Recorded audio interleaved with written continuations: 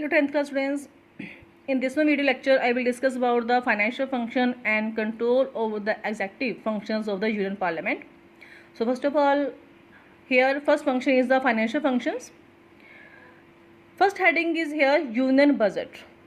The parliament passes the annual और the union budget. अब देखो बजट होता क्या है. बजट एक होता है, एक स्टेटमेंट होती है for the income and expenditure कि एक साल में एक जो फाइनेंशियल ईयर है.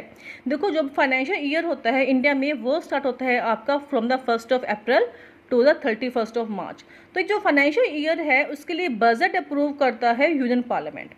तो जो ये बजट होता है वो क्या होगा, income and expenditure of the government कि कितना इनकम, कितनी इनकम की एक्सपेक्टेशन यहाँ पर और कितना एक्सपेंडिचर करेगी गवर्नमेंट जो है on the various policies, on the various infrastructure facilities like so on. So parliament passes the annual और union budget. The budget is presented in 2 parts. तो ये 2 पार्ट्स में प्रेजेंट होता है. बजट जो होगा वो 2 पार्ट्स में डिवाइडेड होता है, railway budget and the general budget. जो रेलवे बजट होगा is presented by the railway minister and the general budget is presented by the finance minister. Next आपका the consolidated fund of India. Consolidated fund बेटा एक fund होता है जो कि create होता है अंडर द कॉन्स्टिट्यूशन और इसके ऊपर अथॉरिटी किसकी होगी, यूनियन पार्लियामेंट की. The following expenditures are charged from the consolidated fund of India. इसमें मेनली मनी वगैरह रखी जाती है जिससे कि ये जो आपके सारे के सारे एक्सपेंडिचर जो हैं वो सभी के सभी चार्ज होंगे. तो एक्सपेंडिचर कौन से हैं यहाँ पर. First of all salary and allowances of the president. देखिए जो सैलरी है और प्रेसिडेंट को जितने भी एक्स्ट्रा बेनिफिट मिलेंगे या फिर प्रेसिडेंट के ऑफिस के लिए जितना भी एक्सपेंडिचर होगा वो कहाँ से पे होगा, from the consolidated fund of India. Next है salary and allowances of the presiding officer of the 2 houses of the parliament. अब जो 2 हाउसेज है हमारे पार्लियामेंट के, राज्यसभा एंड लोकसभा, इनके जो प्रिसाइडिंग ऑफिसर है that are speaker and the vice president, उनकी सैलरी अलाउंसेस. जो जजेस हैं सुप्रीम कोर्ट के, हाई कोर्ट के, इनकी जो सैलरीज है अलाउंसेस हैं वो भी जाएंगे यहाँ से कंसोलिडेटेड फंड ऑफ इंडिया से.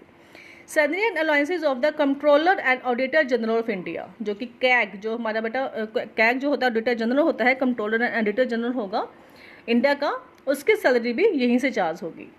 Any other expenditure declared by the constitution और पार्लियामेंट बाय लॉ. कोई और एक्सपेंडिचर है जो कॉन्स्टिट्यूशन ने जब पार्लियामेंट के थ्रू जो कि यहाँ पर डिक्लेयर किया है तो वो भी यहीं से चार्ज होगा. नेक्स्ट है supplementary grants. If the amount approved by the for the financial years is insufficient. अब देखो यहाँ पर जो है यूनियन बजट ने, यूनियन बजट के अंडर जो है बजट पास हुआ तो यहाँ पे मनी जो है फाइनेंशियल ईयर के लिए अप्रूव्ड हो चुकी है. बट अगर कभी ऐसा होता है कि मनी जो अप्रूव्ड हुई है फाइनेंशियल ईयर के लिए वो इनसफिशेंट है, उस केस में the finance minister can make demands for supplementary grant. तो यहाँ पे फाइनेंस मिनिस्टर जो है डिमांड करेगा कि उसको एक्स्ट्रा मनी प्रोवाइड की जाए from for the financial year. Next है voter account. If the budget has not been passed before the beginning of the new financial year. अब देखो बजट जो होगा फाइनेंशियल ईयर से पहले मीन्स 1 अप्रैल से पहले उसको पास करना कंपल्सरी है. मेनली वैसे 1 फेब को पास होता है ये. अगर इन द केस ये पास नहीं हुआ है before the beginning of the new financial year, the government can draw funds from the consolidated fund of India. तो यहाँ से गवर्नमेंट जो है फंड्स को ड्रॉ कर सकती है from the consolidated fund by way of A vote on account. तो यहाँ पे वोटिंग होगी, वोट ऑफ अकाउंट एक अथॉरिटी होती है गवर्नमेंट के पास, तो इस पावर को यूज़ करके वो यहाँ से फंड जो है उसको विड्रॉ करवा सकती है. नेक्स्ट है contingency fund. The parliament can create a contingency fund, जो कि एक एमरजेंसी फंड होता है to meet an unforeseen expenditure. अगर कभी भी कोई मीन्स एमरजेंसी कोई एक्सपेंडिचर आते हैं गवर्नमेंट के ऊपर, कोई अनफोर्सीन एक्सपेंडिचर कोई होंगे तो वो कहाँ से प्रोवाइड किए जाएंगे, फ्रॉम द कंटीजेंसी फंड. तो ये एक तरह का अपना एमरजेंसी फंड होता है जो गवर्नमेंट जो है प्रिजर्व रखती है. Imposition of taxes. Taxes cannot be imposed by the government without the permission of the parliament. देखो जब भी गवर्नमेंट टैक्सेस को इम्पोज करेगी जो सिटीजन्स के ऊपर इम्पोज होते हैं तो वो without the permission of the parliament impose नहीं किए जा सकते. So this is all about the financial functions of the union parliament. Next है आपका कंट्रोल ओवर द एग्जेक्टिव्स. अब देखो कैसे जो है ये काफ़ी इंपॉर्टेंट क्वेश्चन है कि किस वे से जो पार्लियामेंट है वो किस वे से कंट्रोल करती है अपने एग्जेक्टिव्स को या फिर गवर्नमेंट को. So the parliament exercises its control over the executives और government by the following ways. तो कौन से वेज हैं वो, question are by non confidence motion, by adjournment motion. ये स्टूडेंट्स ये तीनों जो टॉपिक्स हैं मैं डिस्कस कर चुकी हूँ। मेरी जो पहले की वीडियोस हैं, इस चैप्टर की जो वीडियोस हैं आप गो थ्रू हो सकते हो, प्लेलिस्ट में आपको अवेलेबल है, तो यहाँ से आपको ये तीनों के तीनों पॉइंट्स मिल जाएंगे। नेक्स्ट है censure motion.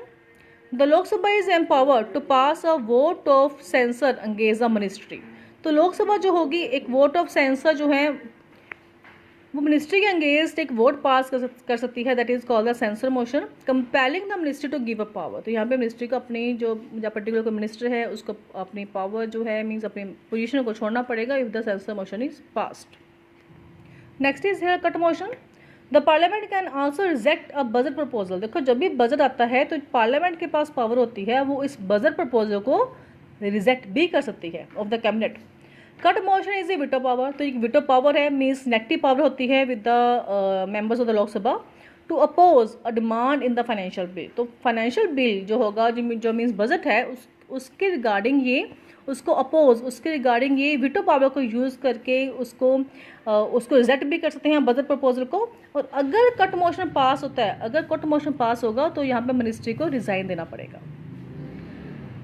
So students this is the way that how the parliament can control over the executives of the or the government. Now today's assignment is here. First of all, first question, how does parliament exercise control over the executives? Give examples. What is a budget? Name the two parts of a budget. Third, what is the importance of the consolidated fund of India? Fourth question, what is the difference between the supplementary grant and vote on account? Fifth question, what is the cut motion? So students, our one topic is left from this one chapter that I will try to cover it as soon as possible. So अगर आप लोगों ने अभी तक मेरे channel को subscribe नहीं किया है, subscribe my channel, like it and share it, ताकि मुझे मोटिवेशन मिल सके और मैं और ऐसे ही वीडियो लेक्चर्स आपके लिए प्रिपेयर कर सकूँ। Have a nice day, goodbye all of you.